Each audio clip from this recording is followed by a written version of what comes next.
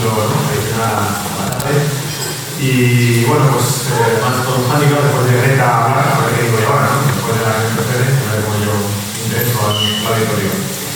Voy a tratar de exponer en estos minutos algunas de las ideas centrales de una estrategia nacional de infraestructuras verdes, que es una de las herramientas que tenemos encima de la mesa como Estado, como país, para poder conseguir la articulación de ese proyecto de Estado, ese proyecto internacional de generación de una mejor calidad territorial, ambiental y que haya asociado a ella una mejor salud física y mental también de las personas que viven en entornos a veces degradados, a veces menos degradados, pero siempre con ese aliciente de conseguir la articulación de las políticas sectoriales ambientales de una manera integrada y más saludable para la población. Estamos en un país que no descubre nada, un país complejo en términos físicos, ambientales, también sociales, culturales, que se deriva de una diversidad de ambientes en físico y en cuestiones geográficas, en cuestiones hidroclimáticas. Tenemos unos gradientes que todos conocemos de precipitaciones, de escorrentías, de infiltraciones, que condicionan sobremanera el funcionamiento de los ecosistemas y también la vida que los humanos hemos generado en torno a estos ecosistemas. También tenemos una distribución poblacional demográfica muy peculiar en nuestro país, con esta concentración extrema en zonas del centro peninsular, de los grandes valles y también de la costa, y luego ese gran vacío, ¿no?, que sorprende a los extranjeros que vienen a España sobre tantas millones de hectáreas tan desocupadas, tan desalojadas, tanto de población como de actividades, muchas veces incluso económicas en ello. La verdad es que tenemos un país diverso, complejo,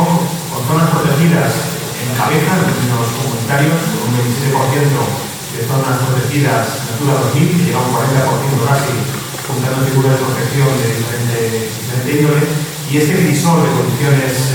muy protegidas, valores ambientales, amenazas en el medio derivadas de las presiones por actividades humanas que están distribuidas de manera tan peculiar, nos da un marco de trabajo apasionante, complicado, difícil, pero que nos obliga a un trabajo en equipo colectivo y de aterrizaje de esas políticas de índole más internacional que hay que llevar al hogar hispano con todas las oportunidades que nuestro país tiene en cada ámbito.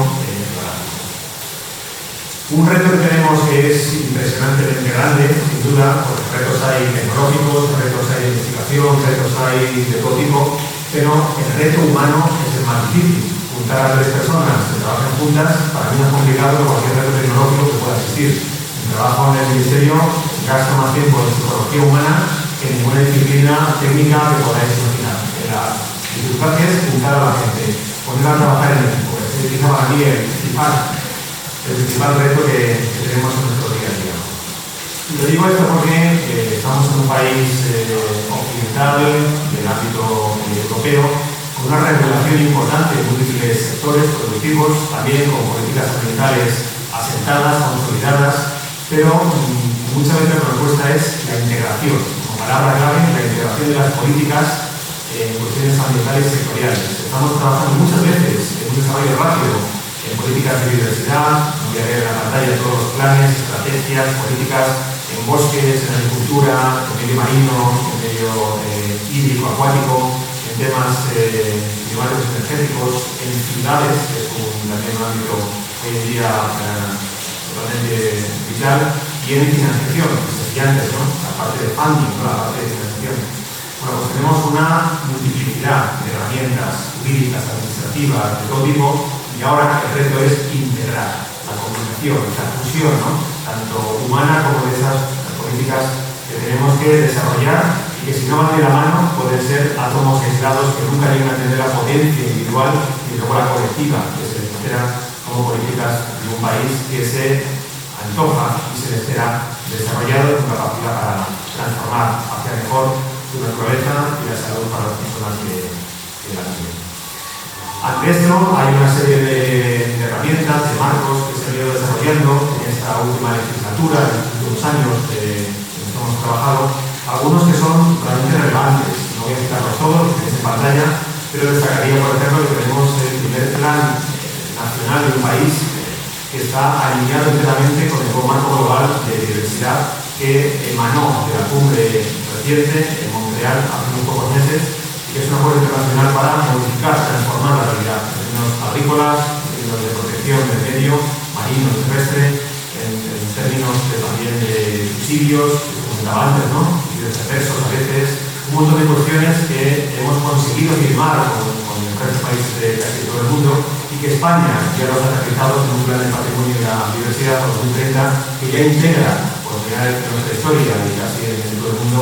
todo ello a nivel estatal. Pero es un plan, hace falta ahora lanzarnos a aplicarlo, es la parte más complicada. También tenemos el plan director de áreas, por ejemplo, marinas protegidas, la RAMPE, un plan director que está alineado con ese objetivo del 30 por 30, que significa que en 2030 debemos tener conservado y protegido un 30% de todos los espacios marinos y terrestres de nuestro país. Estamos en el terrestre casi a punto, con un 28% casi, nos queda un poquito, pero en el marino tenemos un reto, es un camino, estamos más o menos en un 10-12% y tenemos un calendario rápido de protección en estos siguientes años para llegar a esa cantidad que está así planteada. También un plan de humedales para 2030, consenso con las comunidades autónomas, con los ayuntamientos, para que logramos que haya 20 hectáreas más restauradas en humedales, también urbanos, de 2030, incluyendo espacios emblemáticos como los que tenéis listados, por supuesto, Doñana, también el Miel, el Delta, la Janda, el Cádiz, zona complicada sin duda, el Mar Menor, y estos lugares, emplazamientos que son realmente complejísimos, pero es una demostración del fracaso que supone trabajar de manera aislada y dispersa. Un ejemplo de que solamente trabajando conjuntamente llegaremos a algún sitio. No está muy lejos, pero llegaremos a algún sitio. Y luego todos los planes de conservación, concretamente de especies y hábitats en todos los diferentes ámbitos físicos, urbanos, periurbanos, agrícolas, forestales, marinos, litorales, fluviales, que componen el conjunto territorial de nuestro país. ¿Cómo estamos intentando que esto se plasme y cómo voy ligando este marco, a veces un poco macro, un poco no al concepto teórico, puede parecer, ¿no?, con la realidad del cambio en nuestras ciudades, en nuestro país? Bueno, pues tenemos en este momento dos grandes herramientas. Tenemos un reglamento comunitario de la Unión Europea que está negociándose ahora mismo en las redes comunitarias presidentes, Parlamento, Consejo y Comisión, y que va a ser cosa de unas semanas que esté aprobado. Un reglamento que habéis seguido muchos de vosotros, que ha sido muy complicado políticamente porque hay un debate absolutamente casi enfrentado entre posiciones antagónicas, los que son pro restauración y los partidos que lo ven como una amenaza a las actividades económicas, pero de momento va saliendo con algunas variaciones, a veces rebajas, a veces modificaciones, pero es un reglamento que va a ser obligado cumplimiento en cuanto se apruebe, como el reglamento que es, no es una directiva, es un reglamento comunitario, y este reglamento que va a estar antes de fin de año aprobado en principio en presidencia española de la Unión Europea,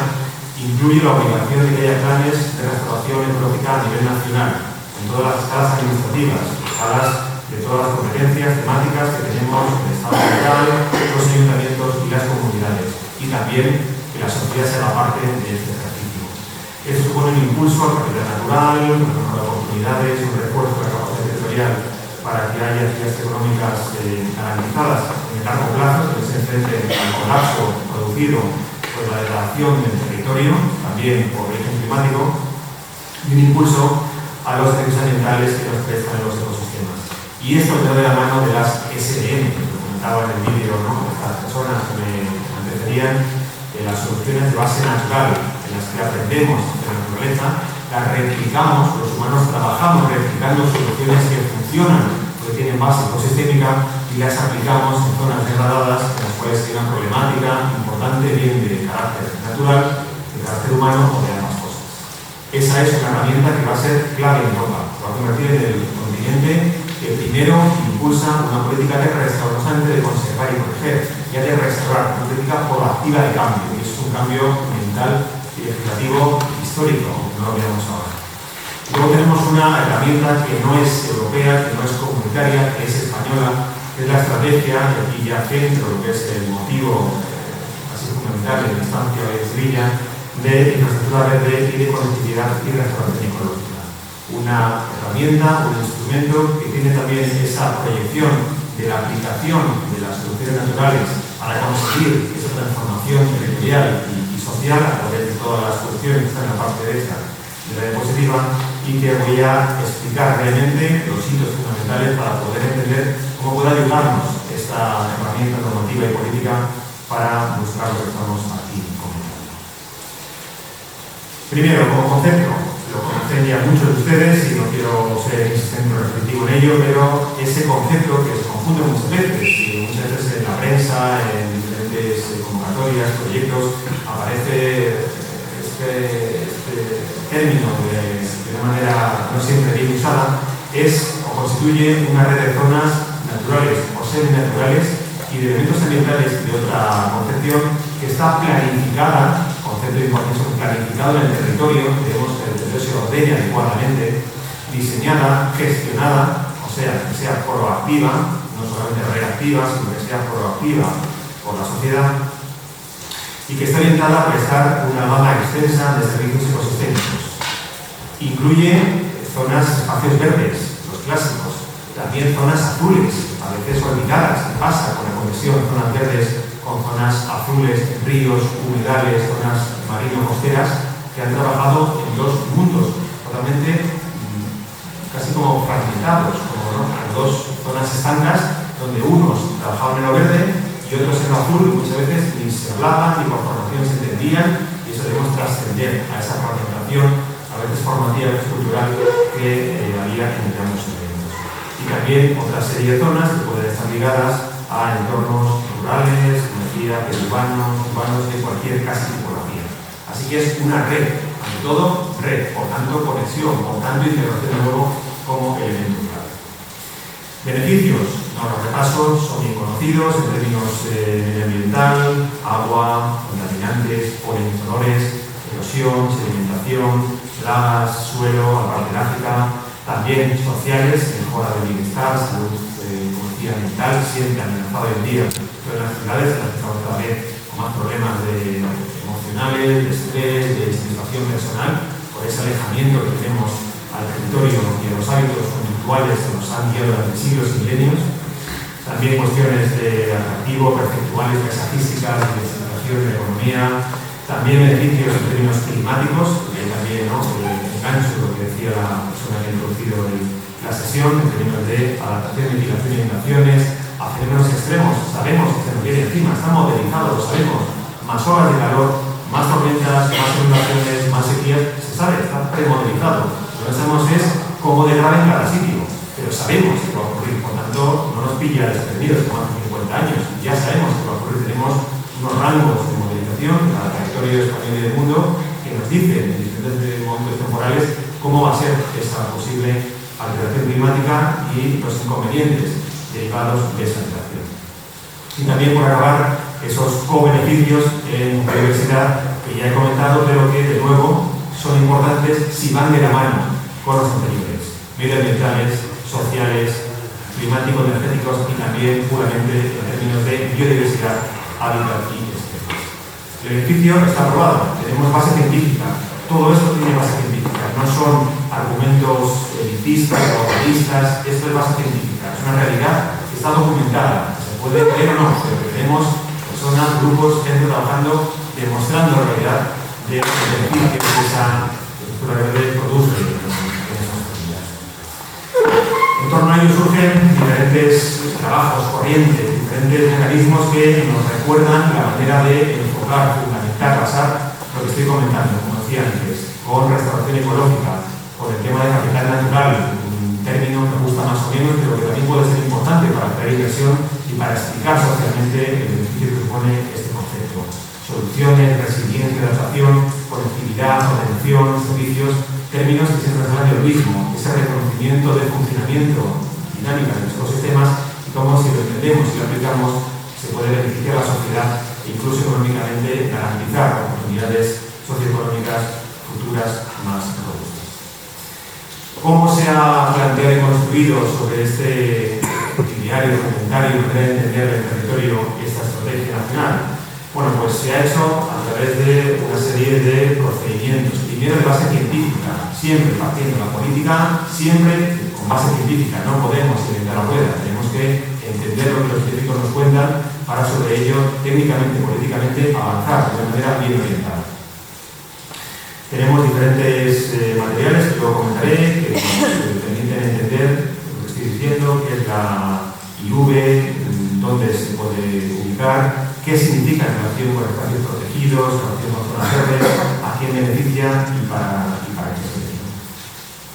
Siempre centrado, como decía, pues, en estos tres grandes hitos: servicios ambientales, de regulación, culturales, de provisión, de todo tipo. La conexión, que es un término absolutamente clave, como decía antes, conexión como conectividad de espacios que han estado aislados. Y cada espacio puede tener su capacidad de producir servicios. No solamente es el gran espacio climático verde, es cualquier zona agraria, cualquier parque urbano, cualquier casi descampado urbano. Todo tiene una parte, es una pieza fundamental de ese puzzle, de ese tablero, que todo lo puede aportar en diferente medida. Esto se reconoce en el mundo entero. Los anglosajones están haciendo, hasta en el parado de autobús de Inglaterra, hacen zonas de huerto para la gente que espera el autobús y están esperando que plante y haga su momento de aportación colectiva, porque está en la zona de la grada periurbana, en la zona de un vertedero, la gente limpiando la naturaleza. En fin, es un momento colectivo, cada uno en la pieza que le puede tocar y con la capacidad financiera, presupuestaria o técnica que tiene por formación, por tiempo o por las funciones vitales que tiene cada cual. Y todo orientado finalmente a ese valor de la biodiversidad como garante de mejor vida presente. Una cuestión que también igualmente es muy relevante en esta materia es entender la infraestructura verde como una herramienta multiescalar. Es escalar, por lo que decía hace un momento. Tenemos una escala que es estatal, una que es continental europea, y hay ya movimientos para generar zonas de estas tipologías entre países vecinos, que sería que la fronteriza, de que esto está conectado en todo el territorio, no solamente por ambientales de otros países. Y luego tenemos la escala autonómica, la escala local, la escala provincial, todas las escalas, que tenemos todas las administraciones, que tenemos que comprometernos a ello, tenemos todos competencias en materia de infraestructura verde. Cada uno pues, es competente en gestión fluvial, marina, costera, urbana, todos tenemos capacidad para. Así que esa idea de la multiescalaridad es también algo propio, un ADN inherente a este concepto. ¿Cómo se desarrolla la estrategia nacional? Bueno, pues parte, por no aburrirles, de la Ley 42 y la Ley 2015, que son leyes que regulan en España los temas de naturaleza. Y aparece la obligación de establecer una estrategia que defina, que identifique y que desarrolle esa infraestructura verde. Y con una línea de tiempo, esto parte en 2015, cuando se desarrolla esa ley, hay una encomienda inicial al CSIC, del Ministerio entonces, una PAMA, para que haya unas bases conceptuales de diagnóstico de lo que haría falta para crearla. Se van trabajando con un montón de equipos de investigación, de académicos y consultores y toda la sociedad que quiso representar su parte en esta labor. Siempre la tramitación, siempre un poco lentas, un poco lentos, ¿no? La administración un poco muy lentos, ¿no? Hasta que conseguimos que todo el mundo, ¿no? Cumpla los plazos, la normativa, y toda esa parte que nos trae a todos locos. Pero finalmente ya, en el año 21, se aprobó definitivamente el Consejo de Ministros, se publicó en el BOE, y ya en ese momento la estrategia está aprobada. En ese momento ya tenemos una herramienta, un marco, que nos da el fundamento para poder avanzar. Y que además, una pieza importante que tiene, es que no solamente se proyecta hacia una idea de una conectividad estatal, sino que obliga en 3 años, desde que fue aprobada en ese marco estatal, por tanto, en el 24, a que se aprueben estrategias homónimas autonómicas. O sea, que de aquí a un año tendría que haber una estrategia de infraestructura verde para cada comunidad autónoma de nuestro país, con las singularidades, particularidades, las cuestiones que la comunidad quiera incluir, pero con esa visión de que sea cada uno de los elementos que luego van construyendo a nivel o a escala de todo el Estado. Igualmente también apunta a que haya estrategias municipales, y tenemos ciudades que ya han avanzado mucho en esta materia, algunas como Zaragoza, como Valencia, que tienen infraestructura verde desarrollada y planes, estrategias que realmente impulsan estas cuestiones a escala municipal, que es muy importante. Las ciudades grandes son muy grandes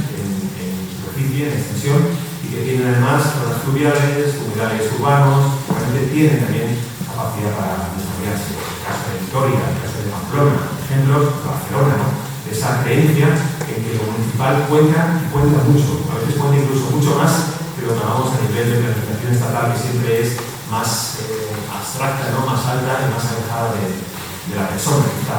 en su ecosistema más local. El planteamiento estratégico no normativo, esto sí que es un puro, no merece la pena, pero está diseñado, está todo escrito, está todo en la web del Ministerio, pues quieren conocerlo, con diferentes metas, hitos, acciones, medidas, responsabilidades, competencias, plazos, todo está estructurado para que se sepa quién tiene que hacer, cuándo y de qué manera, de manera que no hay mucha excusa para no hacer, porque está el prospecto del medicamento, que está todo bien indicado. Y las metas finales a las que apunta esa estrategia son estas 8, la propia terminología, el concepto de IV, la concepto de la conectividad ecológica, en términos tanto de estructura como de funcionamiento, del metabolismo del territorio para que sea sano y para que funcione, incluso cuando se enfrenta a fenómenos climáticos que son complicados de gobernar. El servicio ecosistémico como concepto climático, la gobernanza, porque tenemos cómo conseguir que los españoles nos juntemos a hacer algo, ¿no? Es todo un hándicap. Las políticas sectoriales, cómo se integran con las ambientales, y la parte siempre importante de comunicación, sensibilización, didáctica, pedagogía, para que llegue a un gran público que desconoce la práctica muchas de estas cosas. A veces estamos en grupos muy cerrados y nos cuesta mucho la transformación de este relato abstracto en realidades entendibles por la población a nivel de cada uno. Y ese reto es siempre para la administración un desafío porque no estamos entrenados para ello, nos cuesta, ¿no?, hacer ese viaje desde lo abstracto normativo hasta lo real del cambio local. En la práctica, el programa de trabajo de la AGE, de la Administración del Estado General, para implementar esta estructura de trabajo, se hace mediante programas de trabajo trienales. Está así pensado, para que haya un rendimiento, una rendición de cuentas. Cada 3 años se asignan responsabilidades a los ministerios que tienen competencia en estas materias, que incluye lo que estoy comentando, y cada 3 años evaluamos, vigilamos, monitorizamos el cumplimiento de lo que en ese programa trienal se ha establecido. Y así es una especie como de rueda militum hasta que vayamos consiguiendo realmente que cada uno haga la parte que corresponde. Y esto unido a lo que van a ir aportando las comunidades y los ayuntamientos que se embarquen, que crean realmente en esta transformación de la que son protagonistas y directores principales. En el caso de este programa de trabajo 1, que ha empezado este año, en el año 23, que durará 3 años, tenemos incluidos pues, diferentes actores como el Parque Nacional, la Asociación de Biodiversidad, la parte marina, actividades marinas del Ministerio, el cambio climático, la parte de la DG Agua y también ministerios como Defensa, como el Incotur, como Fomento, que tienen a veces mucho suelo, que hace defensa, que tienen mucho suelo que pueden trabajar en esta materia, Fomento, toda la parte de infraestructuras civiles, ¿no?, carreteriles, ferrocarril, y también comercio y turismo, que igualmente tiene una capacidad para, en muchos ámbitos de su competencia, impulsar estas políticas. Esto he comentado, el programa trienal, con la constitución de los objetivos, con las metas, la coordinación que hacemos desde la unidad en la que yo trabajo como su director y que estamos velando para que esto vaya funcionando como una rueda que anime a los demás a sumarse, a subirse hasta ella. En ese programa de trabajo hay y habrá fichas para que, como decía antes, establezcan las acciones, su motivación, los indicadores que permiten evaluar su consecución y luego también las responsables de cada una de ellas y el presupuesto, en su caso, que debe desarrollarse para que esa medida sea una realidad. Y aquí tenemos toda clase de cosas, como decía antes, desde grandes actuaciones de desencauzamiento de ríos en ciudades, crear humedales, en zonas costeras regenerar zonas de playas para que haya una mejor comunicación de tipo tierra-mar con el seguimiento continental a mar, en fin, toda clase de cuestiones que podéis imaginaros y que podéis incluso proponer a las administraciones. Algunos ejemplos de actuaciones realizadas y que tenemos en marcha. Bueno, pues tenemos como herramienta de apoyo una guía metodológica para identificar mejor, ayudar a identificar la IV en España, con diferentes medidas, acciones que permiten a cualquier ciudadano o entidad identificar mejor una IV coherente en el territorio, plantear mejoras en la parte de conocimiento de información, orientaciones para su coherencia, en fin, una guía que es prolija, que es completa, que se anima a consultar en esa web en este enlace que aparece en la pantalla.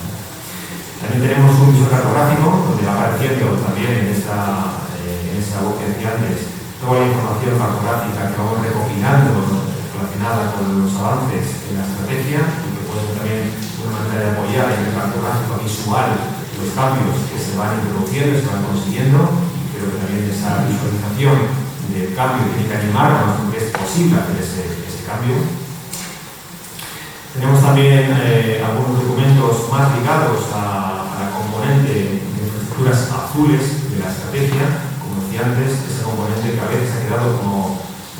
olvidada, como en un segundo plano, como si los ríos en España, como prácticamente arterias territoriales no fueran parte de la infraestructura verde y son prácticamente la esencia, ¿no?, de esa conectividad a nivel internacional. Igualmente pues están descritas las diferentes soluciones, medidas, acciones que podemos hacer para incorporar la infraestructura azul a este tiempo de cambio.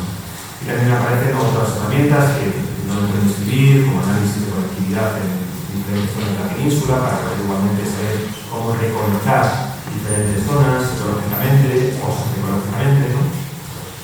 Y luego, en términos más concretos, tenemos algunas herramientas que están ya orientadas, por ejemplo, al tema de hábitat y de fragmentación o desfragmentación de hábitats afectados por infraestructuras lineales. Por ejemplo, el proyecto Estropa de Fauna, el proyecto SAFE, que está pensado para impulsar que las administraciones con competencia en gestión de carreteras y ferrocarriles, también para que la sociedad lo sepa, pueda ir mitigando el gran problema que tenemos de atropellos, de muerte de fauna, a veces fauna catalogada, amenazada, en relación con las carreteras. Y tenemos casos muy paradigmáticos, como el caso del INFE, que tenéis cerca, con las muertes que están produciendo recurrentemente en el entorno de las cañas, de las carreteras de ese entorno, pero tenemos problemas muy grandes con anfibios en muchas zonas del país, tenemos problemas ahora con los canales hidráulicos, con la gran cantidad de ahogamientos que hay también por fauna cinegética o fauna catalogada amenazada, que bajan a los canales a beber y mueren ahogados, no podemos salir por cuestión de la temperatura del agua, por el del agua, por cuestión de otras cosas. En fin, un problema a veces mudo, a veces silencioso, pero que también puede minimizarse con una infraestructura verde que esté pensada para aportar en esta materia. Entre ellos, entiendo que ya voy un poco, ¿no? Un tiempo, 2 minutos, estoy acabando, estoy cerquita. También existen documentos técnicos más pensados para quien diseña, construye y explota carreteras y ferrocarriles, para que haya sesiones técnicas que faciliten el desarrollo de dispositivos de paso para la fauna, en autopistas, en autovías, en carreteras. Son documentos que están permitiendo aplicar técnicas novedosas y exitosas en todo el mundo de estos dispositivos de paso para la fauna, tanto sobre carreteras como bajo de ellas, bajo los ferrocarriles, para que haya zonas de paso que también mejoran la conectividad ecológica de esos lugares típicamente problemáticos. Y para, digamos, ir acabando, ¿no? Puedo citar la idea fuerza que el reglamento comunitario establece que haya planes nacionales de protección ecológica en cada país y que van a tener que ser desarrollados en un tiempo corto, en un tiempo una vez por el reglamento comunitario, en los siguientes meses, y habrá que hacer que estos planes que tenemos ya desarrollados en el Ministerio, las bases conceptuales para su desarrollo, a través igualmente de grupos científicos que se han desarrollado para crearlos, y que deberán otra vez estar dirigidos sus planes a apuntar cada una de las estrategias que se han ido desarrollando en zonas de difusión. Hay materiales variados para quien quiere hacer uso de ellos y sus unidades correspondientes que prestamos a disposición para que sean exposiciones, para que se pueda documentar y llevar esta voz a la sociedad hasta los últimos términos. Así que en la web del Biblioteco y también ofrezco aquí, ¿no?, poder proporcionar materiales para hacer expresiones comunicativas, que son igualmente interesantes. Y tenemos ese reto que dejo un poco encima de la mesa, y que estoy fuera de Madrid, estoy en Andalucía en este caso, para que haya un impulso de las comunidades para sumarse a este cargo, sin el cual no vamos a ser capaces como país de llegar muy lejos. Ya había estrategias parecidas en la Valenciana, en Euskadi, en algunas se están adaptando, lo que ya tenían como Extremadura, y otras que están en proceso. Y querríamos realmente que todas las comunidades sean actores y agentes de cambio de esta materia, con todos los retos que he comentado durante mi exposición. Para acabar, solo 3 imágenes que demuestran que es posible, que esto no es una ensoñación abstracta, como decíamos hace 30, 40 años, una idea de libros de no sé dónde. Es posible el cambio, es posible hacer actuaciones en esta materia. Un ejemplo, el tema de humedales. Como he dicho antes, hasta el año 21 se restauró en España unas 16.000 hectáreas de humedales en diferentes zonas que tenéis puestos en esos puntos en el mapa del país, con humedales grandes, pequeños, medianos, en zonas urbanas, en zonas agrarias puras. Y el plan de humedales que se ha aprobado entre todos, no es un plan del Ministerio, es un plan consensuado con las comunidades autónomas, por todas, por unanimidad, establece otras 20.000 hectáreas de 2030 de restauración ecológica. E igualmente son para que se restauren por parte de todos los actores sociales que pueden intervenir en esta labor. Y estos ejemplos ya desarrollados son un paradigma de que se puede sumar el crecimiento de las ruedas de aquí a 2030, con fondos LIFE, con fondos Interreg, con fondos propios, CRPR, MRR, lo que queráis, pero se puede hacer si nos unimos para hacer este cambio. En términos fluviales, estamos desencauzando ríos, cosa que nunca se había hecho. Estamos liberando crecidas de las presas orientadas al cambio de la morfología de los ríos, metiendo sedimentos en los cauces. Hasta ahora solamente tragábamos los cauces. Ahora estamos también inyectando sedimentos en los cauces que tienen problemas de erosión, de incisión del lado de ese funcionamiento, de esa desconexión del territorio con las componentes que lo sustentan. Un ejemplo de los ríos, Valle de Ebro, valle agrícola, valle en términos sociales no siempre fácil, pero que ha sido posible ese desplazamiento, eliminando actividades que eran impropias de estas zonas y facilitando que las zonas urbanas el riesgo de inundación se reduzca, sea más bajo. Tendremos algo de espacio para el cultivo, que ganamos seguridad, ganamos en riesgo y mejoramos mucho los hábitats y los objetivos de conservación que tenemos para especies y hábitats catalogados por entidades europeas y por normativas nacionales. Son ejemplos cultivos medios que no son fáciles socialmente y técnicamente, pero que se han demostrado que son claramente viables y que están funcionando bien. Y las confederaciones aquí, digamos que hay un cierto cambio y transformación y la mentalidad que vienen teniendo en esta materia. Así que os animo, este conflicto de los ríos Adra y Aragón, en el Valle de Ebro, en la Navarra, la Comunidad de Navarra, por ejemplo, exitoso, funcional de este cambio que se está desarrollando. Con presencia, Gobierno Foral de Navarra, ayuntamientos, confederación, Estado, un ejemplo de que es posible juntarse para hacer las cosas diferentes. Y último ejemplo, urbano, superurbano, que conocéis muchos, el Parque de la Marjal de Alicante, un parque inundable, un parque es una zona verde durante todo el año y que actúa como un embalse, que nos, entre comillas, no nos viene una dana, una gota fría, y actúa como un pequeño embalse urbano que lamina abate el pico, la punta del diorama y permite que haya una elevación mucho más suave de las aguas durante las horas y días siguientes a la finalización de ese evento extremo que se haya producido en ese entorno muy mediterráneo, muy azotado por las olas de calor y también por fenómenos extremos como son las rocas frías. Un ejemplo de una zona que ha sido construida con un tanque de tormenta subterráneo o haber sido un descampado cutre, pero es una zona verde querida por los vecinos, bien aprovechada y que tiene esa capacidad a nivel de medio urbano, de vegetación para poder inundarse y desinundarse de manera mucho más suave y más controlada por parte de la ciudad. Otro ejemplo de colaboración y también que enseño como paradigma de esa posibilidad de cambio real también en las ciudades. Y nada más, estoy un poquito más de la cuenta, pero he intentado que se viera la parte conceptual, la parte creativa, normativa, que es a veces una poco dura, pero que se puede hacer ese cambio, que hay herramientas, que hay posibilidad de colaboración y que hay ejemplos que muestran que esa variación en la manera de manejar el territorio es posible y que podemos vincularla a esa conexión naturaleza, incluso arte, cultura y también sociedad que es tan necesaria. Muchas gracias.